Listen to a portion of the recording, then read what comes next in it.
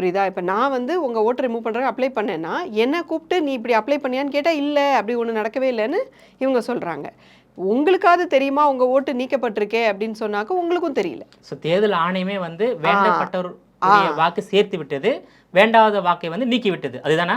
இப்போ நீங்கள் வேண்டப்பட்டவர் வேண்டப்படாதவர் அப்படின்னு சொல்கிறது என்ன அப்படின்னு சொன்னாக்க, யாரெல்லாம் காங்கிரஸ் கட்சிக்கும் காங்கிரஸ் கூட்டணிக்கும் வாக்களிப்பார்களோ அவங்க ஓட்டை தான் இது வந்து டார்கெட் பண்ணி நீக்கியிருக்கு.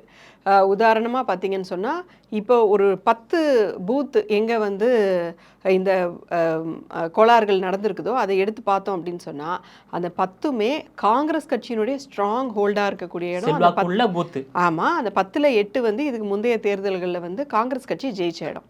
ஸோ எந்தெந்த பூத்துகளில் காங்கிரஸ் வாக்காளர்கள் அதிகமாக இருக்கிறார்களோ எங்கெல்லாம் வந்து இது பிற்பட்ட சமூகத்தினர், பட்டியலின சமூகத்தினர், பழங்குடியின சமூகத்தினர், இஸ்லாமிய சகோதரர்கள், ஒட்டுமொத்த சிறுபான்மையினர், சிறுபான்மையர், இவங்க எல்லாமே எங்கே வந்து காங்கிரஸுக்கும் காங்கிரஸ் கூட்டணிக்கும் ஓட்டளிக்கிறதுக்கான வாய்ப்புகள் அதிகம் இருக்குதோ அதை டார்கெட் பண்ணி தூக்கியிருக்காங்க.